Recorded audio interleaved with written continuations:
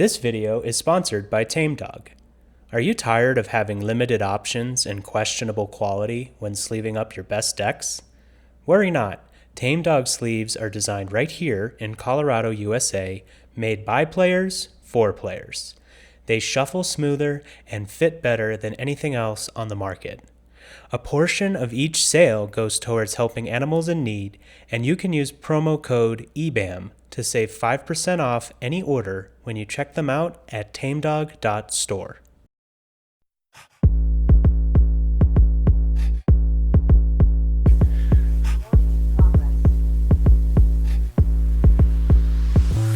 Hello everyone, that's Titus and I'm Thomas, and this is Everyone's Bad at Magic, where we untap, upkeep, and punt. And today we're joined by our homies from the Nitpicking Nerds, Mia and Beezy. Friends, would you like to tell our viewers at home a little bit about yourselves? Yeah, I'm Mia. I'm one half of the Nitpicking Nerds, and we do Commander content every single day. Yeah, I'm Beezy. I'm the taller half. We love Commander. We're getting into Cube lately, and of course we punt every once in a while. Not nothing too crazy. A little bit. Every once in a while. You know, you brought up being tall, and right before you joined the call, I was about to tell Titus about this theory that I read somewhat recently about tall being on a spectrum. And I'm like somewhat tall. I'm like 6'3"-ish. And I tell people that like I'm short tall. And nobody really believes me until I stand next to somebody like Beezy who's actually tall. But 6'3" is not tall. That's short tall. And but there's a threshold that you hit where you gain like a mini celebrity status where people just feel the need to tell you how tall you are and who they know who might be tall. And it's just like this whole little cutscene that you trigger. And once you hit that height, if you're not getting those messages, you might be short tall. The first time we met in Vegas at a MagicCon, we were like walking on Fremont Street, and someone pulls him aside. He's like, "You're tall. My grandson's also tall." And he was like, "That's cool. Like, what does that have to do?" And he's like, "He likes jeans. Do you like jeans?" And he went, "No." And he went, and they just like walked away really fast because we didn't know where this conversation was going. I really don't like jeans though. I'm a big jean hater. Yeah, you're not real tall if you haven't been asked if you play basketball. And I just nobody comes up to me and asks if I play sports. Yeah, people get upset when I say no. Yeah, they're like, "You really should." I've had people like chew me out before because I said no. You know, we should be able to live our own lives. Leave us alone. I want to go listen to emo music and stand in the front of the crowd, even though I know I shouldn't. Anyway, you were saying a bit about Cube, and I understand you're going to CubeCon here in a minute. Do you want to tell us a little bit about what you might be bringing there? Well, I do have a featured cube. It's a cube I built around like trying to mimic the feel of a retail limited format. So like there's a bunch of multiples of like common-y type cards, and then there's like slightly less uncommons, and you can kind of draft like, ooh, the Squadron Hawk thing. So I'm excited to see. I'm getting it as spruced up as I can for the initial 5 days of, I don't even know how many people are going to be drafting it, but it's going to be fun because I do love some data. Well, that sounds sick. I think that sounds awesome. Like you said, all roads lead to Cube. If Magic ever dies, Cube will outlive it. Titus and I are going to be going and playing a little vintage Cube this weekend, so we're a little Cube pilled ourselves at the moment. It is just a fun time, and if you're not playing Cube, maybe go find some friends and try it out. It's a great time. Anyway, we have our first little segment here on the show, our Punters confessional, and if I remember correctly, you brought a little story for us today. Yeah, I brought two. Mia, do you want to go first, maybe? I'll go first. I think mine is pretty quick. I just started playing Blue Farm, and as you know, when you're playing something as precise as cEDH, when you're picking up a deck that is nothing like the deck you had played prior, there's a lot of room to punt. And someone had cast a Born Upon a Wind, and I had a Rhystic Study trigger, so I Vamp Tutored in response, and I feel like I could have just gotten Silence and then won, because, like, over that, but instead I got a Counterspell because I was not thinking about the far, I was thinking about the close, and that was just a wrong choice. That's super fair, and Blue Farm is one of those decks where every little decision has a bunch of decision trees off of it, so that is unfortunately a salt and a punt that we will probably feel many, many times in the future, because I can't tell you how many times a Born Upon a Wind has gone on the stack, and I don't just go and get my Valley Flood Caller, which is probably the correct move. and then win on Yeah. top of that. So It's the I kind you feel think you. about after the game. Yeah, where you're like, oh, I could have done this differently, but there's so many things where it's like if they had a counter spell, yeah, they could have fired it off, and you never really know what's gonna happen till it actually happens. 100%, and that's one of the ones that's like the next day on the drive to work you're thinking about. Yeah. What about you, Beezy? You sound Okay. like you got a couple. Yeah, I got two. They're very different. The first one is a recorded game that you can go watch right now. It is against Hijinks. It's on their channel. And I'm playing like Teamer Cascade. And the second turn of the game, I think, or one of the first two turns, I foretell a card. And the card I foretold is Delayed Blast Fireball. And I'm like, all right, I wasn't really doing what my deck wanted to do. So I was like, I'll just foretell it, I guess, and I'll cast it later. You're not supposed to foretell it in that deck. But as we get down and wind down, someone dies, and it's down to me and I think like Olivia and Mia. And you're both at like 5 or less life. Yeah. And I'm looking through all the cards in my hand, realizing I cannot win. And after the game ends, you end up stealing it with whatever. I pick up the card. I'm like, why is this face down card here? And it's the Delayed Blast Fireball. And I'm just like, yep. At any point, that was just a literal I win the game button, and I just didn't press it. Pretty brutal. I think no one caught it in the game because it was such a weird like early play, and nobody asked. I think what I foretold, but it was rough. Yeah. And you said you had another one too that was completely different? Yes, the second one is totally different. And if anyone's played Tournament Magic, it might make you cringe a little bit. But I used to do grinding for events, so like PPTQ level. I did a couple PTQs way back before they changed it. But we were in a PPTQ, and I'm playing for the top 8. It's the win in, and my opponent and I are just like not going to finish the game. And we get to the point where it's like, yep, you're out of time. He had at that point had gone infinite and just gained infinite life. And I was like, well, my deck has no way to beat that, and I don't think I can make top 8. So I was like, all right, I'll just give you the win. If I'm dead anyway, I'll just give you the win. We get to the end of the tournament. None of my friends made the cut either. We left, and as we were leaving, one of my friends was like, Beezy, I checked the math. All you had to do was draw that last game, and you would have made the top 8.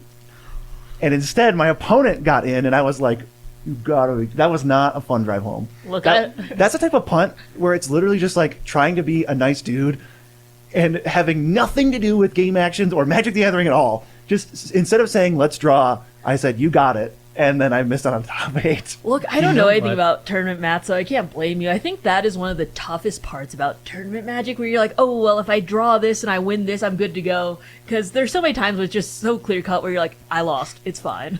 Yeah. I have to believe that karma is going to be paid forward to you someday, though.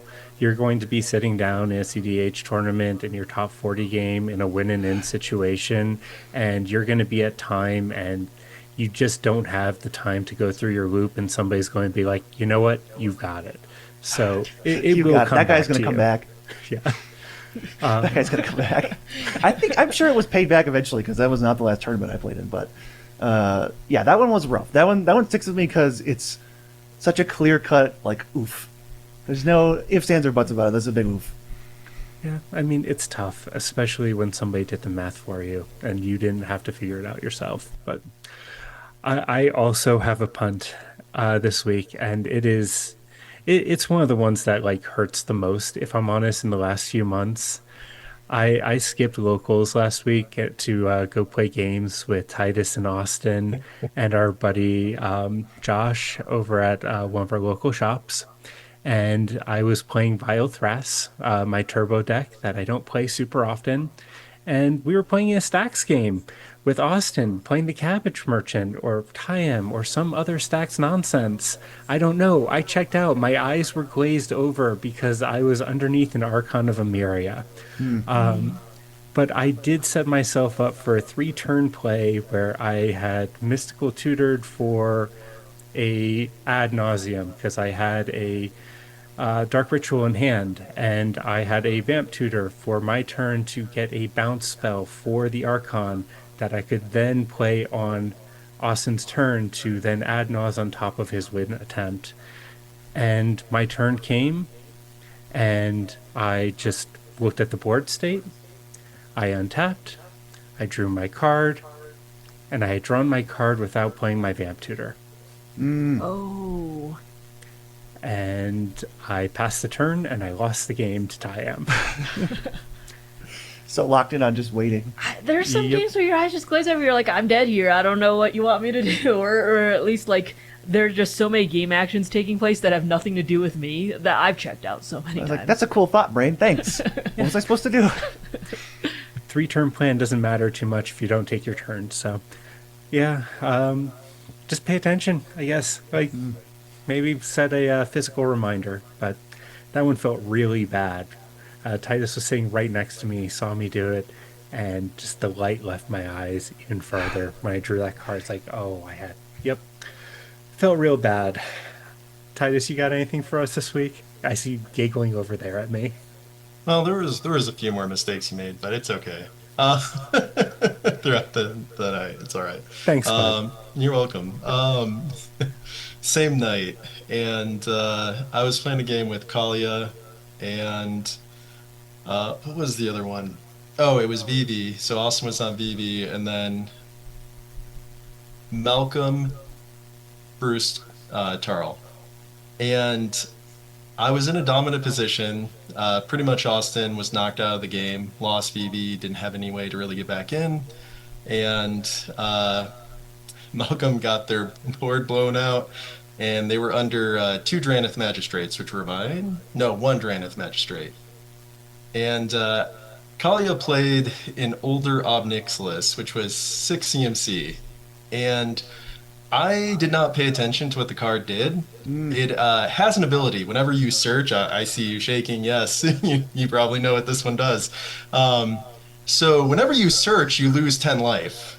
I was not paying attention to that. And I thought it was 3 life, like the old, I think it was the landfall one. Yeah. Yeah. So I had even a snapback in my hand, and I went down to 4 life.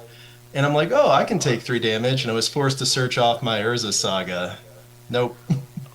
Oh. Like forgetting an Oppo agent is bad enough because you get made fun of by everybody. Like if you're friends in the pod, it's like, hey man, let me see your hand, let me see your deck. But losing the game straight up is a little bit worse. Yeah, and it was my game to win. And it was my game to lose. Those are the worst ones to punt. Yeah, I tried blinking Plagon to draw some more cards, but nope. But yeah, pay attention to the board. Sometimes you think you're a hydrogen bomb, but you're actually coughing baby. Coughing baby sometimes. I feel like we've both had games like that where it's just like, That was my punt. I made my Yeah. own coughing baby. well, it's just like one piece lands on the board where it's like a Dothy Voidwalker, and you're like, all right, guess I lose. Well, playing mill my whole deck after that would be the combination of that. Yeah, who expects a Dothy Voidwalker in 2026? But when it does Not in this happen, day Don't and play boy, it. feel I bad. can't win against it. Don't play it. Don't play opposition agent either. Yeah, I mean, yeah. Maybe play those cards right now. They're probably pretty good, but Not against me. Don't even do it. Just mulligan. Not Heard. even once. You should Shoot or play ban. all the stacks pieces and Dranth Magistrate. Those I don't care about. Okay, heard. All right, friends. Well, kind of just want to jump right into it.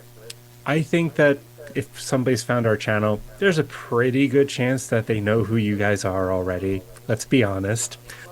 Just for the sake of propriety, we do want to start off with some basic questions. Like, how'd you guys get started in Magic? What made you fall in love with the game?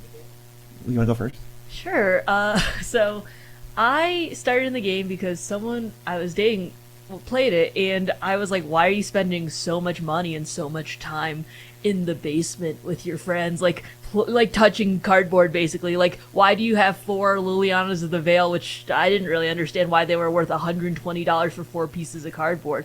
I was like, is this collectible? He's like, kinda. Well, it's really important right now. And I'm like, well, I don't know, I wouldn't pay that. But there was a store that was going out of business on my college campus, and there were Magic cards in the back, like the bulk bins, and I'm like, all right, I don't want to spend that much, like $120 on a deck. Here's like $10. You have to get me into this right now, and whatever you can build, I'll try it once. And I ended up trying it and really liked it. I had an elf deck. I feel like that's one of like the best places to start, and I really got into it and played on and off through college until about COVID, when I wanted to pick it up again.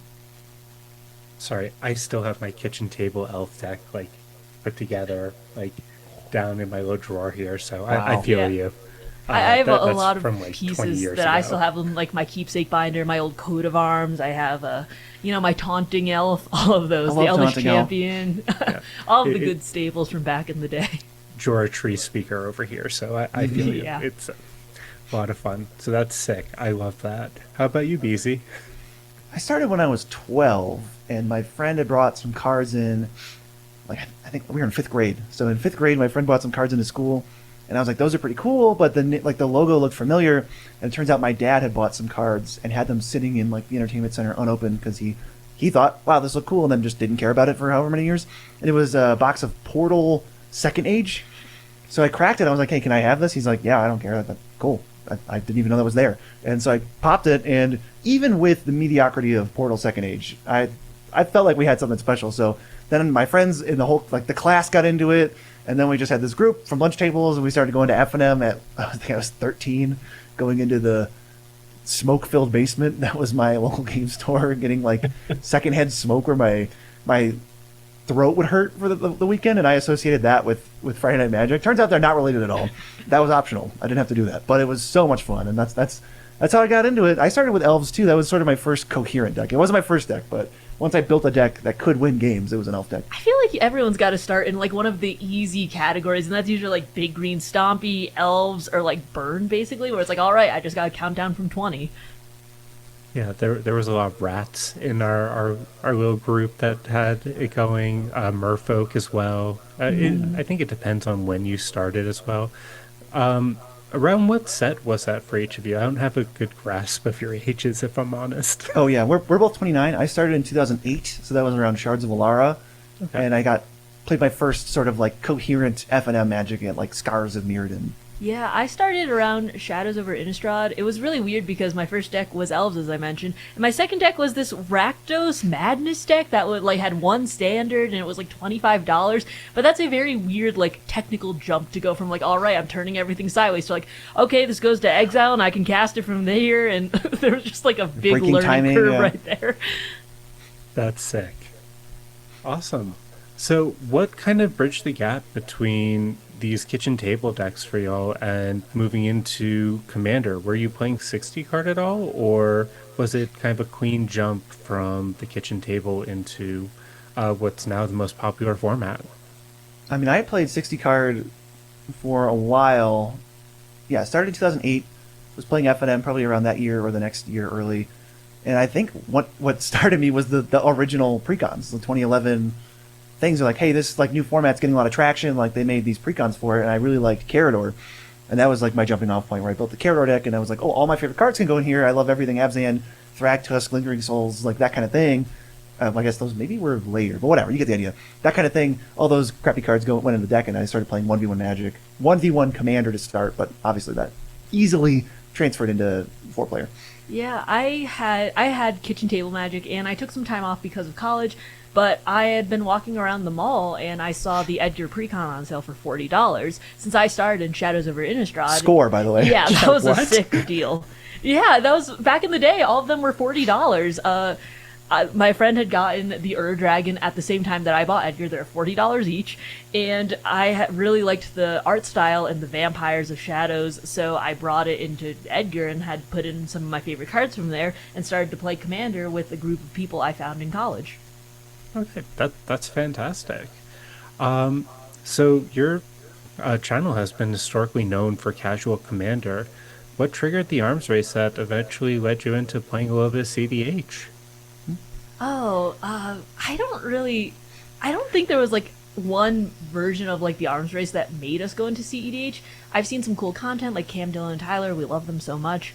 And I've seen Beezy build his Carador deck, which is just like the spiciest version of Carador that he could build. So I did that with Kalia. It was like a stacks deck before I'd like changed it a few times. And being able to play at such a high bracket and playing with cards that you don't usually get to play with, being able, to even play like Mana Tithe, which is really funny, that I don't usually get to do. Everyone like remembering their triggers, being really on top of stuff. It's very addicting in some ways.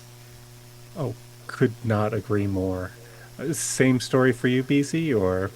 Kind of. It started more around that 2011 era where I had this Carador deck, and I was only really playing 1v1, and I just kept we arms raced. It was me and Joe at the time, and we just arms raced this 1v1 weird format because that's most of what I ended up playing. And it was like I was playing like Identity Crisis, if you know that one. It's 2 white, white, black, black for a sorcery. Target player exiles their graveyard in their hand. And it's just like cards that were so unfair and unbeatable in 1v1. And that eventually translated to, I want this Karador deck to be as strong as humanly possible, which eventually branched off into me building other Karador decks. But that original one always stayed, and that's what eventually became my cEDH deck. And for the Siege, for an actual coherent tournament that I wanted to practice for, I switched out for Helana Timna. But I do have a sick Karador that is supposed to be there, and he's the default for that deck. I mean, I have seen that list played on your channel. It is pretty cool. I'd It like did top to 16. see Karador top play. 16, the other event that we played. Yes, we have played in 2 events total. Yeah. Oh, did you play in Redemption as well? No, we had played in the Gamers Guild Arizona back in 2024, I think. Yeah, it was a little while ago. It was kind of a last minute addition. It was but right after Mana Crypt got banned. Yeah, it was the weekend that Mana Crypt and Dockside and all of those got banned. And so people were having assigned Mana Crypts and just writing like treasure over it because they're like, well, this isn't coming back, but I might as well use it as a treasure Yeah. at this point. Yeah, it was a good meme that has lasted a while. I think my Nadu is now been altered into an Adnaz. It goes brr. But awesome. And so you've been playing a little bit of cEDH now. You guys came up to Siege, and you both did really well, especially since this is one of your first cEDH tournaments. We cooked a little bit. Thank you. Yeah, we were definitely practicing a lot beforehand. I would say I like mean- 10% of the Magic we play, even before this event, was cEDH. Something like that. Oh wow, that's a decent chunk. It's more than people think, yeah. So Mia, you've been playing a lot of Kalia. What made you decide to move on to Blue Farm? Because Kalia is kind of established as a cEDH deck. Even if it's not like one of the top meta decks, it is a deck that does consistently top 16. I feel like, I hate to be the person to say this, and I hate to be the person to admit this too, blue makes your deck better. And Kalia is my favorite commander, but I do like having the interaction on the stack, the heuristic study, and I wanted to have something that was a little bit more reactive. I like to play mid-range myself, and when I heard that cEDH had moved to more of a turbo-y type format, my Kalia deck, I don't update that often, so it was still more in stacks. So I tried to update it to more of the general lists of like, you know, we're going breaching, we're going to really, really fast. And I feel like that's just not really my play style. I think that I'm not the best person to be playing all in commander. turbo. Like, I don't think Rogsai and I fit together very well, and I think that it's hard for me to play a deck that it's hard to come back from if one piece gets removed. So I like having Blue Farm because your card quality is so good. I am able to recover from a bunch of stuff, and I get to kind of play police of like what I want to see on the board, what I don't want to see, what I'm afraid of, what I'm not afraid of. And also, I don't need either of my commanders to win. 100% agree with that. You couldn't say it better. I really appreciate personally having agency in a game, and having an Azorius core, I think, is the heart of having agency in cEDH. Titus, feel free to disagree with me, but I really like base blue-white decks, specifically because you have access to all those counter spells, you have access to all of your silences, so you basically get to create your own windows, which you can't really do in a lot of other color pairings. So that resonates with me pretty heavily. Yeah, also, sorry. No, please. Also, in Kalia, you know, when you're in Mardu, obviously you have the silences, but not much else in terms of interaction besides, like, single target, like maybe a Swords or a Path or whatever. My favorite card, or one of my favorite cards, is Tybalt's Trickery. And though it's one of the only counter spells I can be running in Mardu, right? But there is a game on Play to Win's channel where I countered either Cameron Dillon's Animate Dead, and they like will go, okay, I'll mill them, bring something back, you know, just bring it back into Dance of the Dead and just put the win back on the stack. Yeah, So, he randomly flipped into another identical piece of so, reanimation. so I really like having definitive counterspells. I love Mind Break Trap, you know, it's a big upgrade from Tybalt's Trickery and Mana Tithe. And the red Ellie blast, cross your fingers, hope it's a blue spell. Like, I'm still running Red Ellie. It's still played in Blue Farm Yeah. lists. It's just not my only source of counterspell. Oh yeah, I mean, Mardu's typical answer on the stack is to just, I'm going to try to win. Yeah. Right. Yeah, I want to be a bigger problem than you. Because like Tim Dargo is going pretty fast in that arena, right? Yeah, Yeah, I'd say. it's a really good win second deck right now, for sure. Hmm. So, and Beezy, you decided not to bring Carador. You brought Timna Halana, like you said, a deck that not only you did well, there were a couple other players who did very well with that, and you beat the pants off of me and a checks calendar, a 10-year-old on Yes, stream. So, mercilessly. I hope you're feeling pretty good about that. Yeah, pulled zero punches. Welcome to Shout out to CEDH. him. He started his own little channel. He's doing great. Oh no way, that's sick. I mean, you Yeah. also pulled out the Lotus Petal, and you're like, oh, I'm sorry. Can I Let me switch- just slot this can I in switch really this in? quickly. Yeah, but You that handed it was to a me lot while I of was fun. playing. I thought you would just put it away. No. Yeah, no, that was funny. But what did made you decide to slot in Timna Halana, which admittedly is such a cool deck? It is sweet. I think I just wanted, like, since this was a pretty big tournament, we were trying to take it as seriously. You know, you switch decks for this, Yeah. and I'm like, I will play the most, like, tuned version of this color combination. Like, I kind of already have my win con solidified. Like, I've been foiling this deck out for 15 years, so some of this stuff is not going anywhere. I just refuse to play something else because I have all the foils. So, like, I'm doing the best Hulk thing I can do. That's an Abzan. We'll switch to Coherent Commanders, and it is crazy how much better the deck is when you could just keep, like, a random two-lander with a Mana Dork and know that you have Timna next turn. Like, Carador would be dead in the water. So what I think I'm going to do now, that I don't have any serious tournaments coming up, is switch back to Carador and put in some, like, subpar enablers, you know, maybe like a Stitcher Supplier or like a Ripples of Undeath or something, so that he's castable. Maybe I can do a little bit more of a grindy version of that deck, even though it's kind of trying to be turbo. We'll see. But I want to go back to Carador. But I was doing it because, was doing Timna Halana because I wanted to give it a fair shake. See how good I can do in this tournament with the best possible deck I could have. Okay. Didn't feel that great taking the ankle weights off, though? Part of the fun is having the best Carador deck I can have. You know, look for me in the top 16 when I play my next tournament. It'll be with Carador Ghost Chieftain. Okay. I respect it. I do actually just have to take a moment and recognize that you both did kind of insanely well at the siege for just coming in. I mean, not necessarily cold, but like people flew in from all over the country, serious grinders, people who do this week in and week out. And I think each of you only dropped 2 games apiece and either got So, a couple wins and a couple draws each. So good job. Like sincerely, like that's not easy to do. I don't know if I would have done that well at the siege if I had been playing. thank And you. I'd It felt, been it felt playing good. It felt CEDH rewarding. Like our forever. testing mattered, and Yeah, it was definitely great to be able to test with friends. It gave us an excuse to contact some East Coast people that we don't see as often, like the Howling Salt Mine and, you know, our editor Chris, and being able to play with them. But also, Well, Sam didn't the- make you any better. He's garbage at CDH. So. and the competition was stiff, though. Like, I am happy that we were able to fight through it because we had.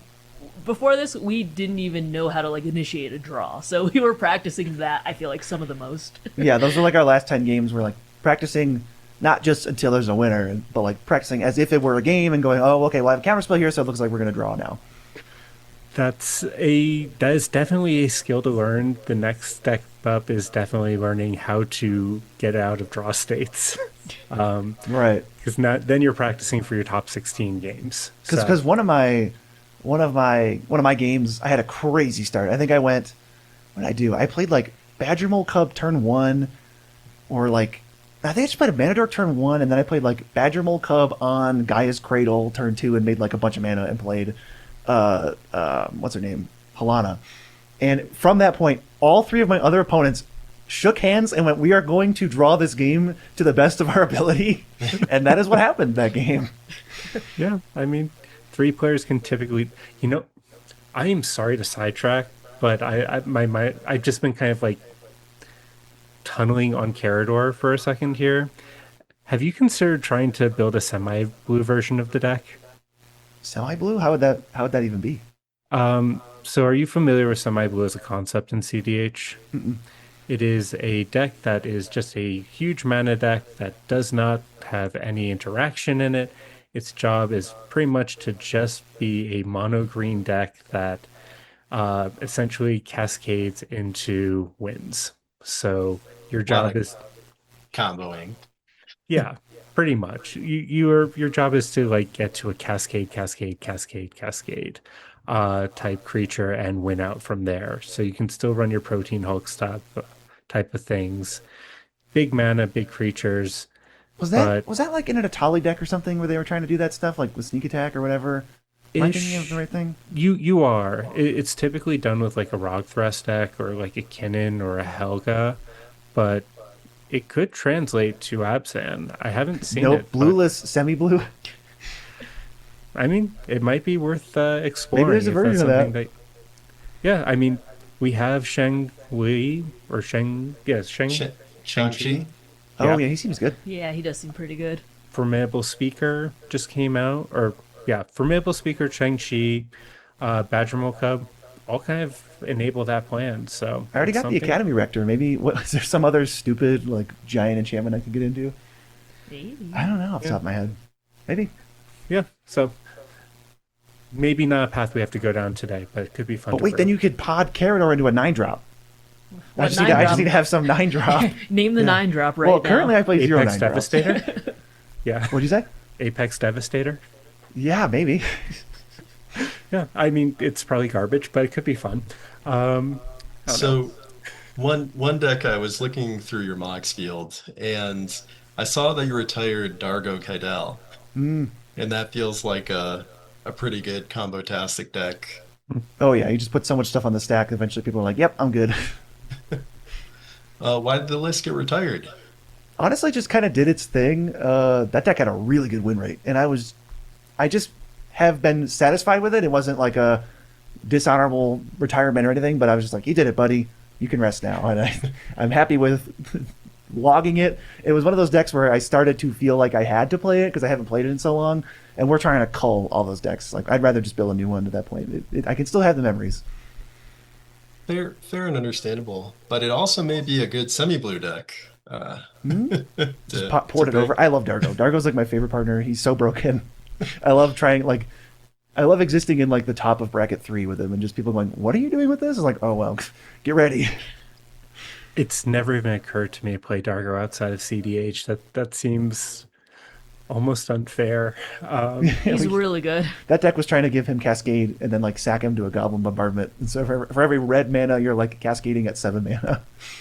Yeah, that sounds sick. Maybe throw like a Terror of the Peaks in there, and you're just living. You're living your best life. Yeah, why not? That sounds super fun. Maybe I can bring Derevi down to like bracket 3. Yeah, that could be a good way to play that deck again. Thoughts for another day. Regardless, so now that you've played another big tournament, since I didn't realize this was your second, but do you have any plans on playing more CDH in the future? Honestly, yeah, I think we're looking to maybe get into some smaller tournaments here and there. Yeah, I mean, it really depends on what's coming up, what's near us. I don't think we're at the level right now where we want to fly cross country for tournaments, but if anything comes up that's like more local, if we're invited to any like openings or anything like that where they might have tournaments, we're always happy to join in and see how well we do. Yeah, if there's another venue that wants us there, you'll probably see us sleeving up some more CDH. But I think maybe we'll look at local stuff. I know there's some stuff in Denver. Yeah, it's always a lot of fun. It's more of just like we're not making a living off of cEDH, so I'm not sure if we can justify going like, bouncing all around like some people do. Yeah, it's definitely like on the hobby side of what we do.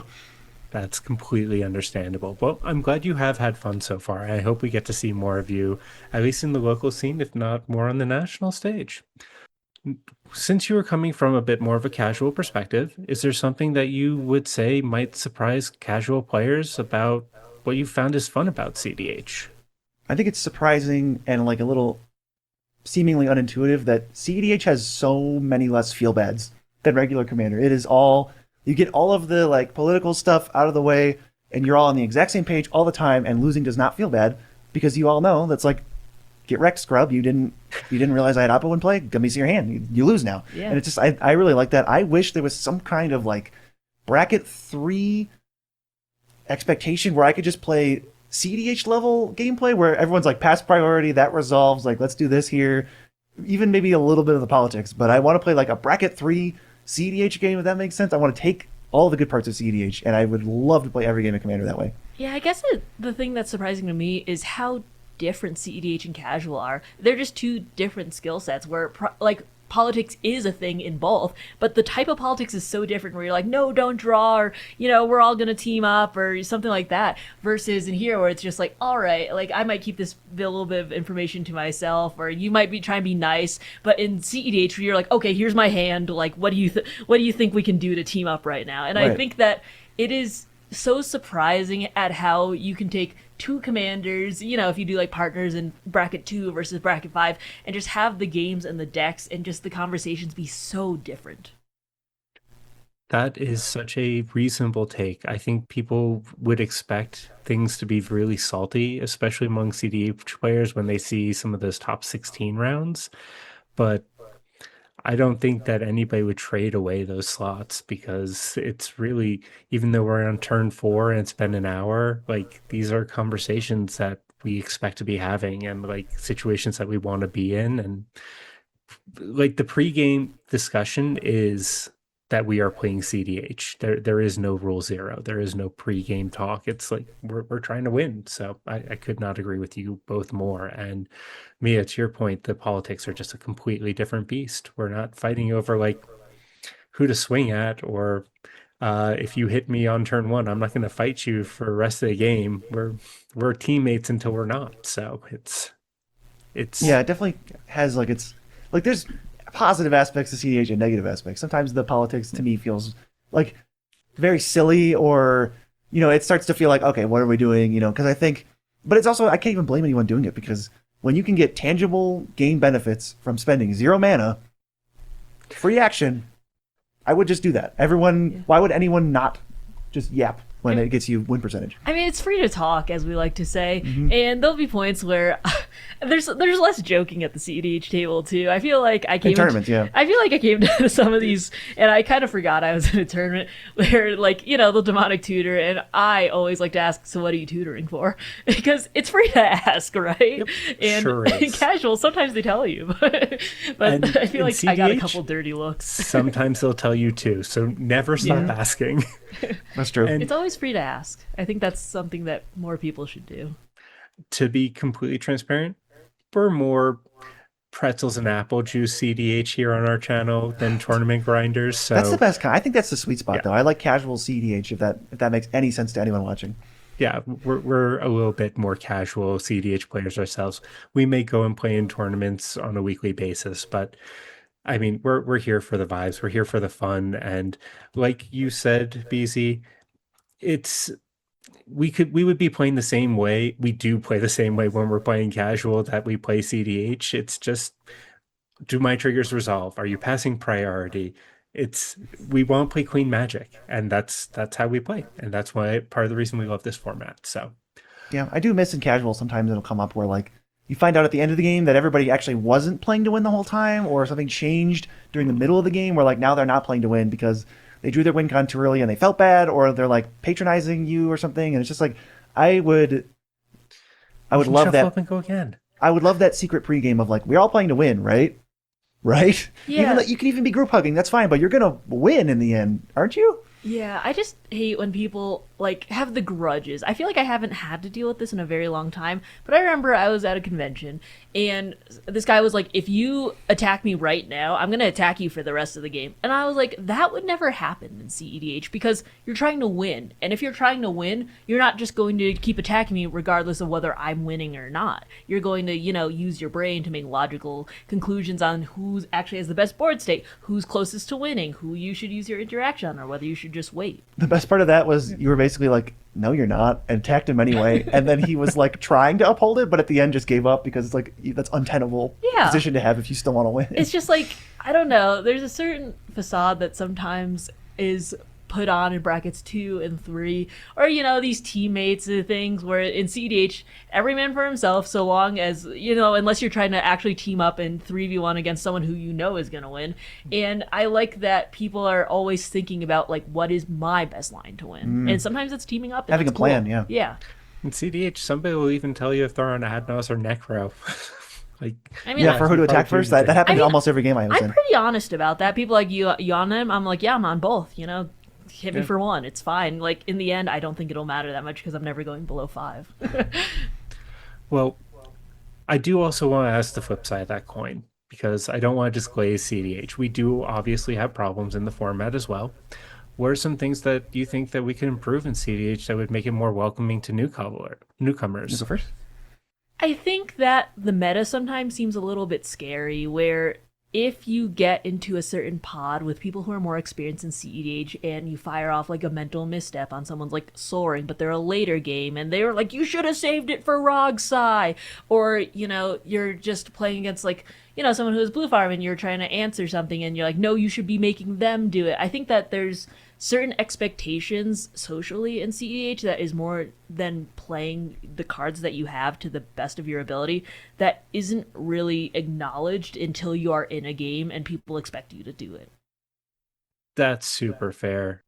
This probably isn't true in tournaments as it is in most casual spaces where you will play and like learn to play the game, but most people in places where there's not money on the line, I will absolutely put that line in the sand there.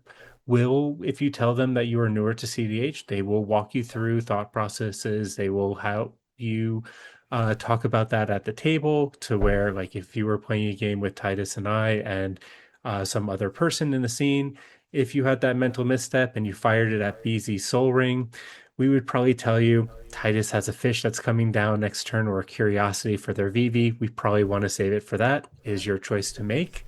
But this is a thing you might want to consider leaving in your hand. So I can definitely see where that could be maybe not the friendliest conversation at a tournament. So that's something we could probably work on as a format. I Any think most of the thoughts that problems you? I've experienced come from that like really ingrained like tournament CDH because I've never really had any issues in casual CDH. I think that's like the best way to play. But if you are doing tournament stuff, I just think it's not even anyone's fault. It's just when you combine all these factors and there's a bunch of weird, you know, uh, attributes of the format and you're in four players, it just gets to the point where we are just slopping it up. You know, when the play is clone Ristic study or play clones in your deck building process so that you will inevitably clone Ristic studies, and when the stack literally gets so big that you cannot resolve it in, let's say, a half hour, and the game just ends some other way because we are stalling so far out and we're just putting so much on the stack that the game can't end. I think that's where you get to be like, it feels a little unintuitive and a little weird. But You could that's not I'm be sure a wrong. growing pain because we had that 11-hour game in CDH and now it's like, all right, well, what do we do now? What's like the next stepping off point for me? If I ran the format, nobody would like me because I would have like my time would be so limited and I'd be like, figure it out, shut up, you're talking too much. You drew? That's crazy. You should have played more. It's like I would have like 40-minute timers or something. And I would step so far the opposite way, but I understand why we're at Is this called BEDH yeah, or BZDH. BZEDH? Oh BZDH. goodness. This is now a format. You can't take it. Yeah, Patented dibs. Yeah, it's Oh, no more new BZEDH, and it's formats. just CEDH, but you're really crabby during the rulemaking process. Uh, well, hopefully we do have some more stopgaps in place, or sorry, safeguards in place since the 11-hour game. We haven't seen anything quite like that, It's a and work in progress, yeah. in a while. But I definitely do hear you. Thankfully, one of the things that, as a format, we do tend to do on a bell curve, and I do hear you. We do slop off too often, especially recently. We do self-correct fairly frequently. So, Titus, what was it? Maybe like a year and a half ago when we were in what we called mid-range hell or mid-range heaven, depending on which side you fall on that coin, before we went super turbo. Yeah, I think I'm right about that time frame. Um, so we, Yeah. we we tend to move around pretty quickly. I think we're moving out of the slot meta right now.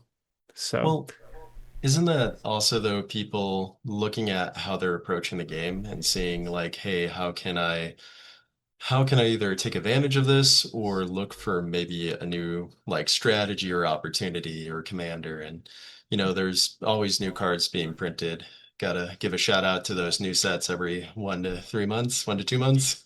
One oh just came out now, Yeah, I oh mean, yeah Sisei just got a bunch of stuff from Marvel, right? I'm sure. oh yeah Yes.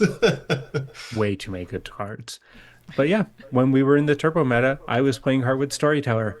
then I got really tired of playing slop when it got really prevalent. And then I started playing Kadama and other things to try to break through. And you will see a ton of players start doing that too. Hopefully, in the next 2, 3 months, we'll break through that and be in the next phase. It becomes cyclical. So Yeah. you hate slop, wait 3 months, 6 months, maybe 9 months. It'll go away eventually.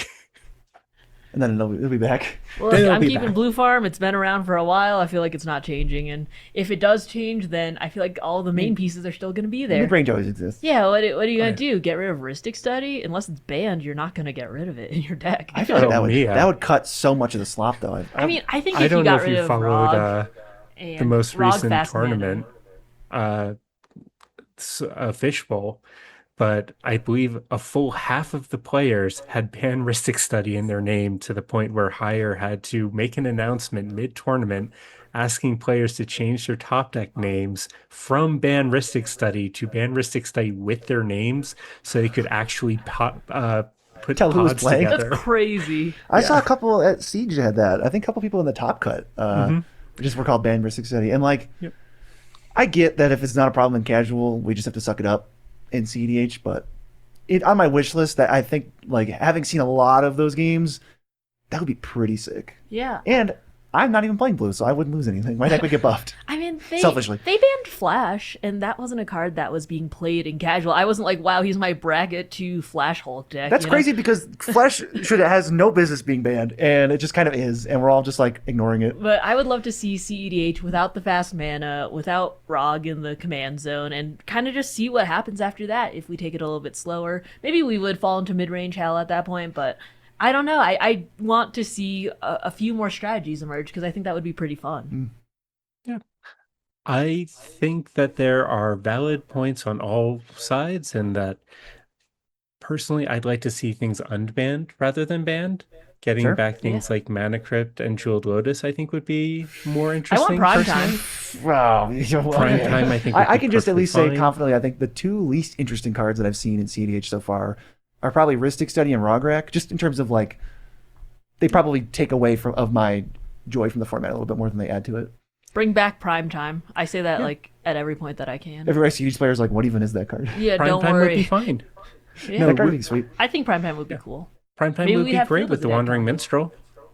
Yeah. Yeah, I'd love to see Nadu back. So I think they banned Nadu way too fast. I'm not saying it's like it should never have been banned, but they like holy crap, did they ban that like so fast that they didn't even test it. They're just like, people saying this is busted. It's banned everywhere else. Let's just ban it in I mean, Commander. they took 7 years to ban Dankside, and Yeah. they took 3 months to ban Nadu. That's kind of crazy. That's crazy to me. And Nadu's play patterns were not nearly as bad as something like Raw or VV, which are the same deck. But Yeah, I don't know. They're not That the was a same little deck. weird, but like it's fine. It's banned. I'll just leave it that way. okay, we've had this conversation like 19 times on this I'm sure. show because I love Nadu. Free our boy. Okay. Actually, we are kind of on this same point, so I have to ask this question. We have been talking about this recent wave of people who have been talking about banning Ristic Study.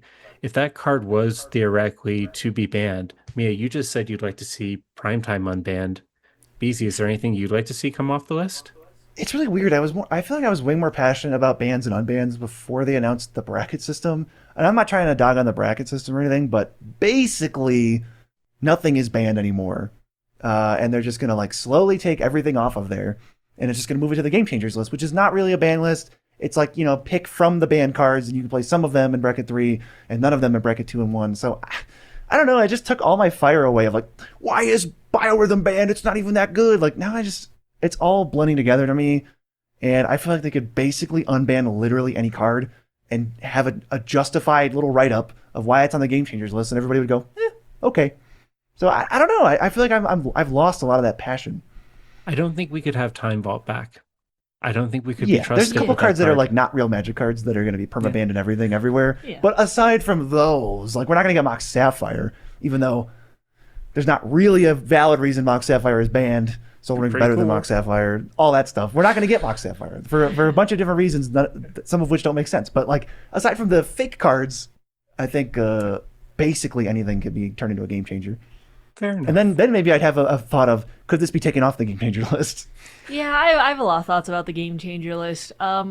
Nothing's even on the game changer list because if we were going by power, we'd have Soul Ring on there. But it seems that not everything is being taken into consideration when they put things on game changers. And so, as Beezy mentioned, I do think that a lot of things can come off of the list so long as you know, actually put them in the game changer list and you're like, well, I only have, you know, X amount in this deck. Because I've played against someone who was like, this is my low power deck, and then brought out Mana Crypt on turn 1 and said, I like Mana Rocks. So I think there's a certain expectation you have to have when you're playing with cards. Yeah, like Iona comes to mind, Sundering Titan. Those could easily just be thrown on the game changer. Emrakul, sure, make it a game changer. Like, it's fine. And game changers are kind of weird too because like Adnos. Adnos isn't good in in you know the casual deck where your average CMC is 4 or something like that. If you just put it in a precon, you're not like, wow, this made my deck 40 times better. That is the worst game changer of all time. There is no card. I think Underworld Breach is the same way, where like it's not broken if you can't play it with all the other game changers, that all these other like fast mana and stuff. Like go tap out for an Adnaz and pass the turn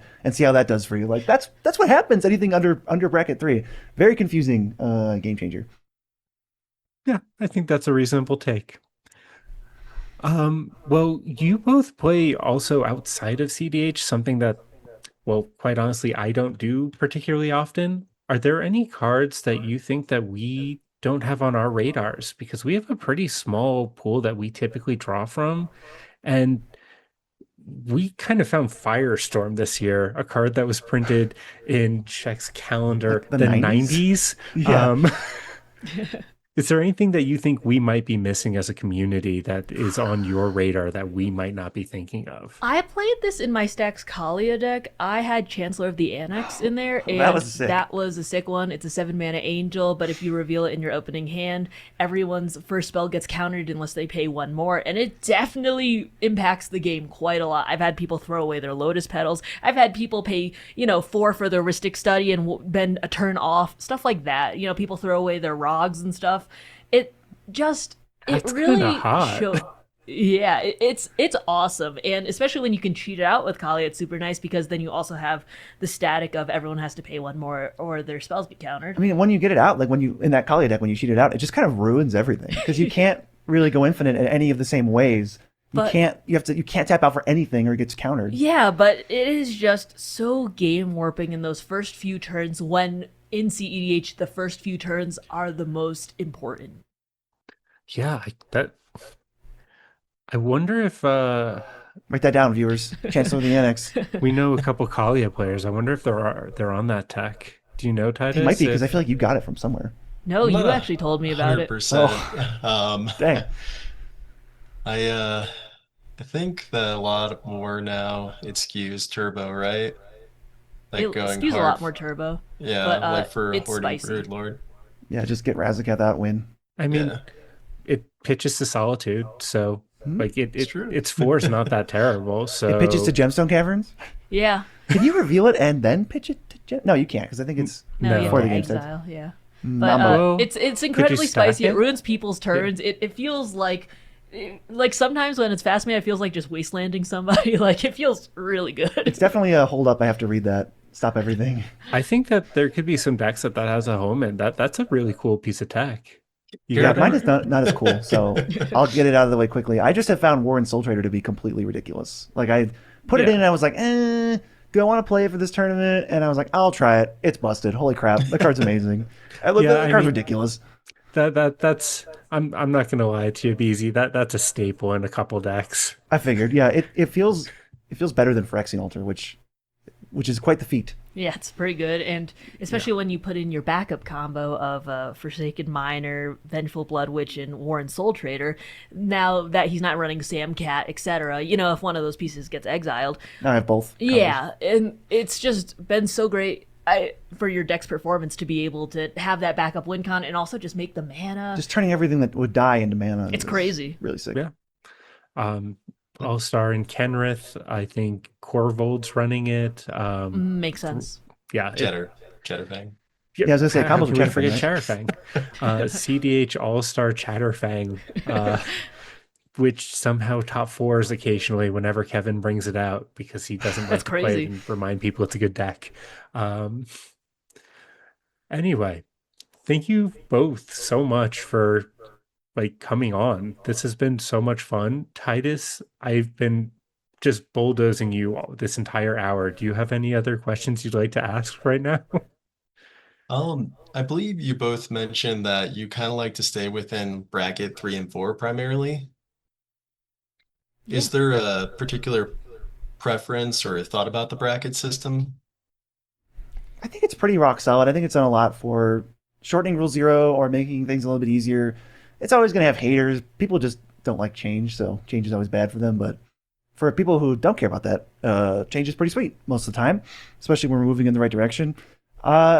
I can have little nitpicks with the game changers list, but overall, I think it's been super helpful. I like the brackets, but I think we're both a little low on bracket one. Bracket one feels like it serves Bracket one's not little real. to no purpose. I think that with brackets, there is it's weird because there's a discrepancy between a high bracket 3 and a low bracket 3 where you're like, wow, this plays like a bracket 3, but I don't have game changers versus like, okay, this is bracket 3. And I think that with bracket 1, we're not really playing in there too much. And I think that because of how much room there is in bracket 2 and 3, it muddies the waters a little bit. Whereas in bracket 4 and 5, you're kind of like, okay, no holds barred.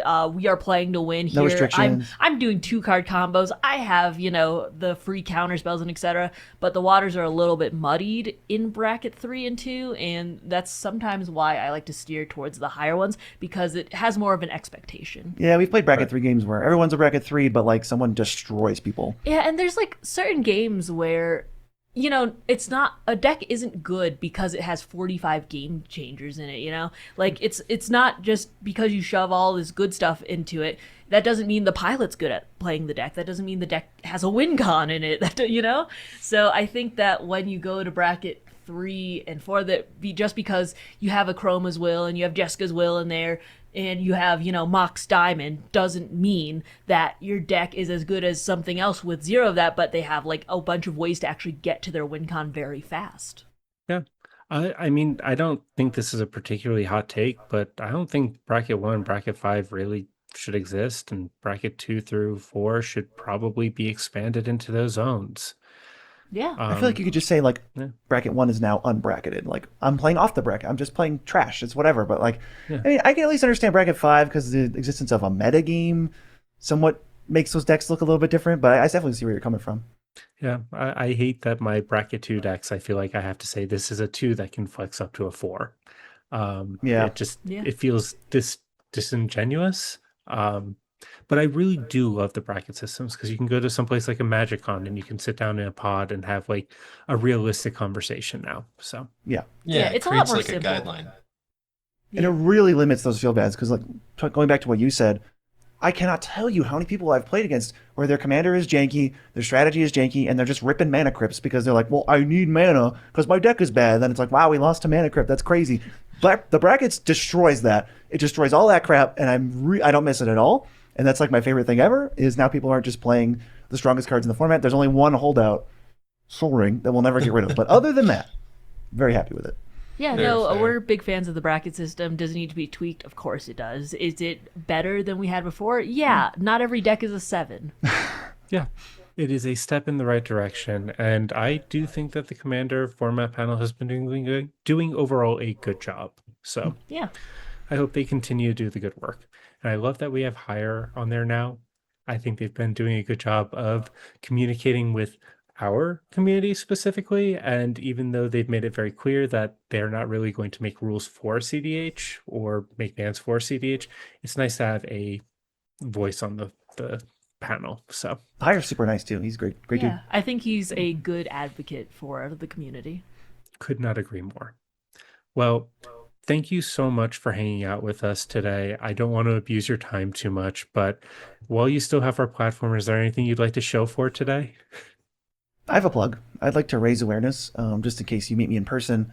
I'm very tall. And it's not that I don't want you to mention it, but I feel like if we just get that out of the way, you could say one more different thing to me, and then I could say one more different thing back. So if we just get that realization out of the way now, I'm giving you, the viewer, who may see me in the future, like 10 extra seconds of your life back. My plug is to call Beezy short when you meet him, so he gets just really confused and then walk away like nothing ever happened. Little pattern interrupt. Don't even say like I like your content. Just be like, wow, you're shorter than I thought an you insult? were, and then just walk away. Yeah, it'll just short him out, and I think it'll throw a little spice into your day. My call to action is if you are taller than Beezy, walk up to him and tell him that you're 5'3". That could be fun. Yeah, I'll go, dude. Same. We did have one guy come up and he was like, "Oh, I'm 6'6", and he was like 3 inches shorter than me. And we were like, "Oh, buddy, oof, step away now. Save yourself. Don't do this." Thank you so much, friends, for joining us today. This is And great. Yeah, thanks for having us. if you stayed with us this long, please consider giving this video a like, follow, or subscribe, depending on how you found us. Check out I our mean, you have to at Discord this point. and our social. You're here for an hour and you don't feel anything? Come on. You know, some people are just very selfish with their time, I guess. But yeah, if you're interested in one of our playmats featuring this sick logo from Fox Tattoos, hit us up. We do have some available. And be kind to each other. Be kind to yourselves. It's just a game. Bye. Bye.